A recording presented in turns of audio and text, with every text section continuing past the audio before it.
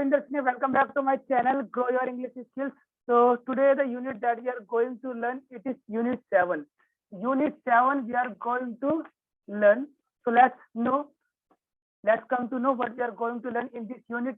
We are going to learn in this unit use of shall be, will be in affirmative. We are going to learn this topic, use of shall be, will be in affirmative. So let's know the identity of shall be, will be in Hindi. जब कभी हम हिंदी का वाक्य लिखते हैं या कहते हैं तो उसके अंत में हम होगा, होगी, होगे, होंगे, होगा ऐसे ही शब्दों का प्रयोग करते हैं हिंदी के वाक्य के अंत में कहते समय तथा लिखते समय, जिसके जरिए हम ये जान पाते हैं कि हमारे use of shall be will be इसका टॉपिक है इंग्लिश में. तो आओ चले हिंदी से अंग्रेजी बनाने का जो इसका नियम है वो हमारा सब्जेक्ट शैल विल, उसके बाद हम बी का प्रयोग तथा वाक्य में जो कुछ भी बचता है हम उसका ऑब्जेक्ट के रूप में प्रयोग करेंगे और अंत में हम फुल स्टॉप का प्रयोग करेंगे. जान लेते हैं कि किस कर्ता के साथ कौन सी सहायक क्रिया हमारी हेल्पिंग वर्ब का प्रयोग होगा.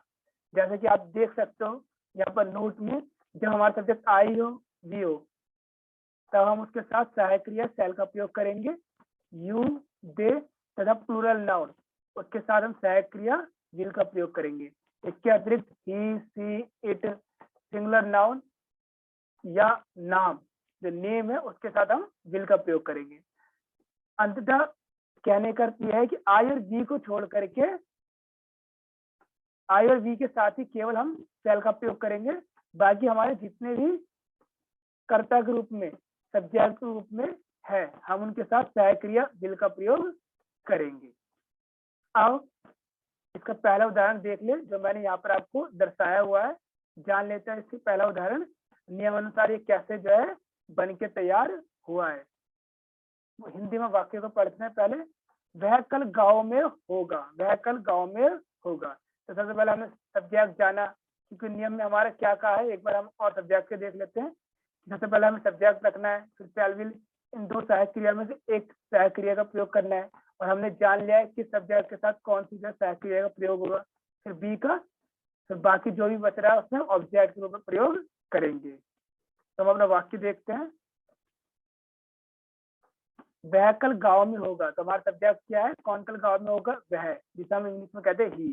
के साथ कौन सी सहायक क्रिया का प्रयोग होता है, use of shell will be, shell will be में विल का ही विल. तो इसके बाद हमारे नियम में क्या, बी, ही विल बी. बाकी क्या रहेगी हमारा ऑब्जेक्ट में कल गांव में होगा.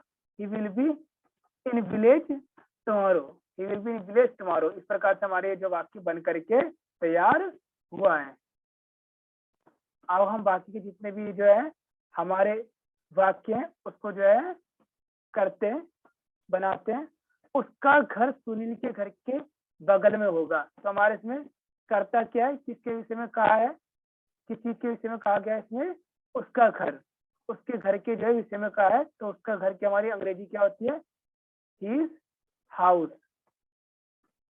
हिज हाउस जो हमारे सिंगुलर नाउन, इसके साथ हम किस सहायक क्रिया प्रयोग करेंगे, विल का. His house will be.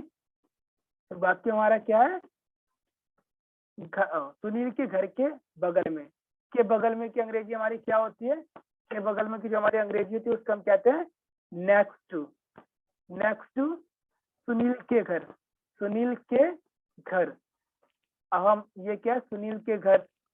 अब हम इसको कैसे बनाएंगे, अगर हम पीछे से बनाते अर्थात अगर हम घर रखते हैं तो हम इसको ऐसे लिखेंगे, द हाउस ऑफ सुनील. इस प्रकार से यदि हम यहाँ से घर के सुनील ऐसे लेते हैं इंग्लिश में उल्टी तरीके से, द हाउस ऑफ सुनील, ये हमारा काके की इंग्लिश क्या होती है, ऑफ होती है. हम इसको दूसरे तरीके से भी बना सकते हैं. हम इस नई चीज के बारे में इस टॉपिक में सीखेंगे.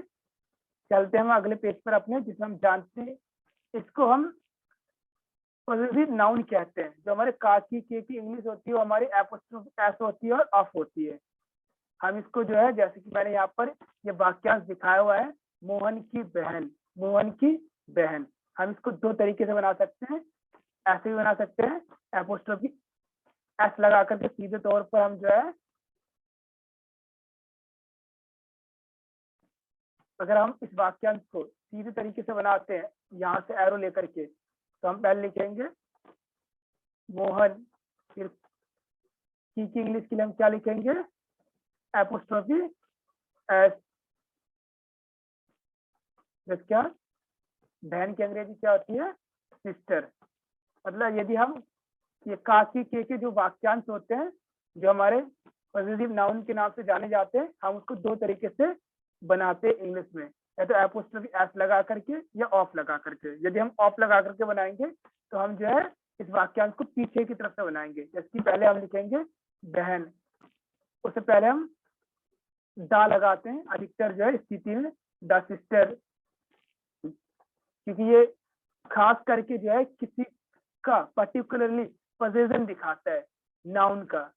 द सिस्टर, काकी की इंग्लिश हम क्या रखेंगे, अगर पीछे से बना रहे हैं तो ऑफ रखेंगे, ऑफ, फिर मोहन। इस प्रकार से हम बनाएंगे। आप लोगों को समझ में आ ही गया होगा कि कैसे हम जो है एपोस्ट्रोफी एस के साथ बनाते हैं और ऑफ के साथ बनाते हैं। जैसे कि दूसरा भी उदाहरण दिखाया हुआ है, दूसरा जो वाक्यांश है वो ऐसा है, रमेश का गांव। तो अगर आप एपोस्ट्रोफी एस के साथ बनाओगे तो आप सीधे लिखोगे रमेश विलेज, और आप ऑफ के साथ बनाओगे तो पहले गांव की जो है अंग्रेजी रखोगे द विलेज, इसके बाद का की जो अंग्रेजी हमारी क्या होती है वो ऑफ होती है, ऑफ। इसके गांव के बारे में बात की गई है, मतलब इसमें किसने जो पोजीशन रखा हुआ है, हक जमा रखा है रमेश, फिर हम रमेश को रखेंगे। इस प्रकार से हम बनाते हैं काकी के, जिसका अंग्रेजी में अर्थ हमारा एपोस्ट्रोफी एस होता है और ऑफ होता है। इस प्रकार से हमारे ये बनता है, ये हमारे पॉजिटिव नाउन होते हैं। अब हम अपना उदाहरण देखते हैं, इस वाक्य को देखते हैं, उसका घर सुनील के घर के बगल में होगा। तो हमने कर्ता के बारे में जाना कि हमारा जो कर्ता था वो क्या था, हीज हाउस है, हीज हाउस। तो हीज हाउस एक सिंगुलर नाउन, उसके साथ हम किसका प्रयोग करेंगे, विल बी का, विल बी। वाक्य हमारा क्या रह गया, के बगल में। के बगल में की पूरी जो इसकी अंग्रेजी है वो हमारी क्या है, नेक्स्ट टू है, के बगल में। और ये हमारे जो है काकी के साथ एक वाक्यांश सुनील के घर, सुनील के घर। हमने इसे पीछे से बनाया है, इसलिए जो है हमने यहाँ पर दा का प्रयोग किया है। फिर उसके बाद हाउस का, हाउस पीछे से बनाया इसलिए हमारे जो है यहाँ पर ऑफ का प्रयोग हुआ है। फिर बाद में सुनील, अगर हम सीधे बनाते सुनील के घर तो सुनील होम, इस प्रकार से भी बना सकते थे। अब हम अपना जो है तीसरा वाक्य करते हैं। काजल एक अध्यापिका होगी। इसमें हमारा कर्ता क्या है, काजल है। काजल विल बी अ टीचर, काजल एक अध्यापिका होगी। वह एक अजनबी होगा, वह एक अजनबी होगा। इसमें हमारा सब्जेक्ट क्या ही है, he will be a stranger. Stranger को हम क्या कहते हैं, अजनबी कहते हैं। He will be a stranger, वह एक अजनबी होगा, अनजान व्यक्ति होगा। अनजान व्यक्ति भी कहते हैं स्ट्रेंजर को हम रविवार को दिल्ली में होंगे। तो इसमें हमारा सब्जेक्ट क्या है, कौन रविवार को दिल्ली में होंगे, हम। और हम के साथ क्या लगता है, सेल विल में सेल का प्रयोग होता है। आप यहाँ देख सकते हो आई और वी के साथ जो हमेशा सेल का प्रयोग होगा। तो यहाँ पर हम जो है सह क्रिया जो है सेल का प्रयोग करेंगे।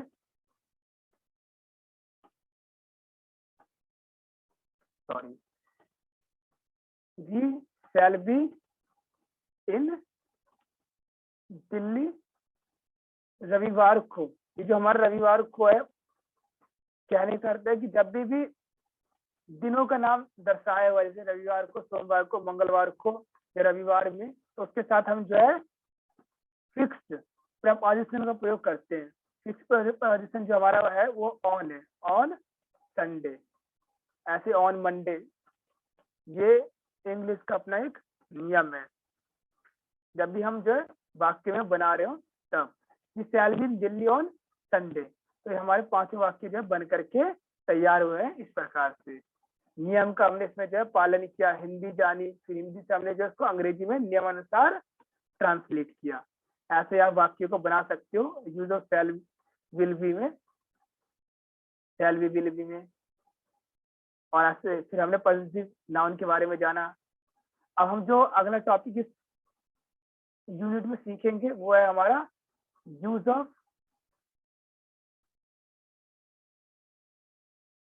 Shall be will be in negative. तो फिर से हम पहचान जान लेते हैं, हिंदी में इसकी पहचान क्या है। जब हम इस वाक्य को हिंदी के वाक्य के अंत में क्या नहीं करती है, हम जब भी इस वाक्य को बनाते हैं, लिखते हैं या कहते हैं, तो उसके अंत में हम होगा, होगी, होगे, होंगे, होंगे ऐसे शब्दों का प्रयोग करते हैं तथा वाक्य में हम जो है नई शब्द का प्रयोग करते हैं, जिसके जरिए हम ये जान पाते हैं हिंदी से अंग्रेजी में कि हमारा use of shall be will be negative का वाक्य है हिंदी में। बस हम ये जानते हैं कि अंत में हमने क्या कहा है या अंत में हमने क्या लिखा है। अगर हम अंत में होगा, होगी, होगे, होंगे, होंगा तथा वाक्य में नहीं इस शब्द का प्रयोग करते हैं तो ये हमारा use of shall be will be negative में जाएगा। इसका हमारा हिंदी से अंग्रेजी बनाने का जो नियम है वो हमारा यह है, पहले सब्जेक्ट फिर शैल विल, सब्जेक्ट अनुसार जो है हम शैल विल इन दो सहायक क्रिया में से एक सहायक क्रिया का प्रयोग करेंगे। फिर हमारा नॉट, फिर इसके बाद बी, फिर एंड में हम जो ऑब्जेक्ट और फुल स्टॉप, ऑब्जेक्ट रखने के बाद जो है एंड में हम जो है वाक्य को कंप्लीट करेंगे तो फुल स्टॉप का प्रयोग करेंगे। यहाँ पर मैंने आपको इसका एक उदाहरण भी दर्शाया हुआ है, आप देख सकते हो। उदाहरण क्या है इसका, वह अपनी माँ की तरह समझदार नहीं होगी, वह अपनी माँ की तरह समझदार नहीं होगी। जैसे हमारा सबसे पहले हमने क्या जाना, वैसे ही सबसे पहले हमें सब्जेक्ट जाना। सब्जेक्ट क्या है, वह को इंग्लिश में क्या कहते हैं। यदि स्त्री के बारे में कहा गया तो सी कहेंगे, सी। फिर सी के साथ सहायक क्रिया किसका प्रयोग होता है, सब्जेक्ट रखने के बाद हमारा शैल विल में से विल का, हमने विल का प्रयोग किया। फिर नियम में क्या है, नॉट रखना, नॉट रखा। फिर उसके बाद नियम में क्या, बी, बी। फिर ऑब्जेक्ट के रूप में हमारे क्या कहा गया है, अपनी माँ की तरह समझदार, मतलब क्या नहीं होगी वह, समझदार। शी विल नॉट बी, समझदार को क्या कहते हैं, सेंसिबल, सेंसिबल अपनी माँ की तरह। मैंने आपको अपने इस टॉपिक के बारे में बताया था, सिखाया था कि हमारे सब्जेक्ट के अनुसार प्रयोग होते हैं। तो हमारा सब्जेक्ट सी है तो उसका अपना अपनी क्या होता है, her. She will not be sensible like her mother, इसका अर्थ है अपनी माँ की तरह। फिर हमने अंत में जो है फुल स्टॉप का प्रयोग किया है। ऐसा हमारे वाक्य बन के तैयार हुआ है। आप ऐसे ही सिंपली वाक्य को बना सकते हो, अपने से सोच सकते हो, कोई ट्रांसलेशन की जो किताब खरीद सकते हो, उसके द्वारा प्रैक्टिस करके जो वाक्य को बनाना सीख सकते हो। She will not be sensible like her mother, वह अपनी माँ की तरह समझदार नहीं होगी। अब हम अपना दूसरा वाक्य बनाते हैं खुद से ही। संजय राघव की दुकान पर नहीं होगा। तो इसमें हमारा सब्जेक्ट क्या है, संजय। संजय, संजय के नाम और नाम के साथ कौन सी सहायक क्रिया का प्रयोग होता है, विल का। केवल आई और वी के साथ ही शैल का प्रयोग होता है। संजय विल नॉट बी किसकी दुकान पर, राघव की दुकान पर। यहाँ पर आप देख सकते हो, यहाँ पर काकी के का प्रयोग किया गया है, काकी के। और ये क्या होता है हमारा, मैंने अभी आपको बताया था, ये हमारा पॉजिटिव नाउन होता है। ये जो है एक संज्ञा को दूसरी संज्ञा पर हक जमाते हुए दिखाते हैं। राघव की दुकान पर की हमारी इंग्लिश क्या थी, एट। पीछे से अगर हम बनाएंगे तो क्या करेंगे, हम ऑफ का प्रयोग करेंगे काकी के लिए, at the shop of Raghav. और अगर हम आगे से बनाएंगे एट राघव शॉप, एपोस्ट्रोफी जो है एस लगाएंगे। हम अपना तीसरा वाक्य करते हैं, वह हिंदी के विषय में कमजोर नहीं होगी। तो हमारा सब्जेक्ट हो गया सी है, सी विल नॉट बी क्या नहीं होगी, कमजोर, वीक इन द। यहाँ पर भी जो है दो जो है संज्ञा के बीच में एक संज्ञा अपने दूसरी संज्ञा पर जो है हिंदी, ये भी हमारा एक नाउन है, और विषय भी जो है सब्जेक्ट भी, ये भी नाउन है। तो ये काकी के क्या कार्य करते हैं, इसको हम पॉजिटिव नाउन कहते हैं। ये जो है संज्ञा पर दूसरी संज्ञा का अधिकार जताने का प्रयास करते हैं, अधिकार जताते हैं हिंदी के विषय में। अगर हम पीछे से बनाएंगे, मेक इंग्लिश क्या होती है हमारी, इन जो रख दिए वीक के बाद इन दा लगा दें हम, सब्जेक्ट ऑफ फिर Hindi.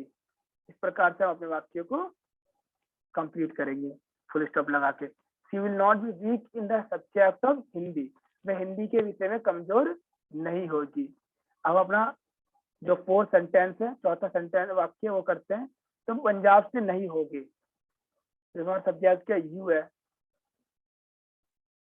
You will not B, एक इंग्लिश क्या होती है हमारी फ्रॉम, फ्रॉम पंजाब। अब हम अपना पांचवा और आखिरी वाक्य करते हैं। उसका पति दुबला नहीं होगा, इसमें हमारा सब्जेक्ट क्या है, किसके विषय में बात की है, उसके पति। उसका पति क्या है, एक क्या हमारा एक वचन संज्ञा, सिंगुलर नाउन है। और सिंगुलर नाउन के साथ कौन सी सहायक क्रिया, मतलब कोई सा भी सब्जेक्ट आई और वी को छोड़ करके सबके साथ शैल का, विल का ही प्रयोग होगा, केवल आई और वी के साथ ही शैल का होगा। तो इसमें हमारा सब्जेक्ट क्या, उसका पति। उसका पति, तो उसका पति की अंग्रेजी क्या हमारी, her husband. Her husband will not B, दुबले को क्या कहते हैं हम, थिन। ये हमारा जो वाक्य कंप्लीट हुआ ऐसे, her husband will not B thin, उसका पति दुबला नहीं होगा। इधर हमने हर क्यों लगाया, क्योंकि ये पति क्या है, ये हमारा ये पुल्लिंग है, और पुल्लिंग जो स्त्रीलिंग का ही पति होता है। I think you can understand, her husband will not B thin, उसका पति कमजोर नहीं होगा। ऐसे ही आप जो यूनिट को देखो, समझो और सीखो, या आपकी जो ग्रामेटिकल एनालिटिकल पावर को इंक्रीज करेगा। आपके अंदर जो है आपकी राइटिंग एबिलिटी जो है उसको ग्रो करेगा। आशा करता हूँ कि मेरी सारी यूनिट आपको सही से समझ में आ रही होगी। यदि आपको कोई डाउट हो आप कमेंट कर सकते हो, जान सकते हो कमेंट करके। Okay, bye bye, have a nice day.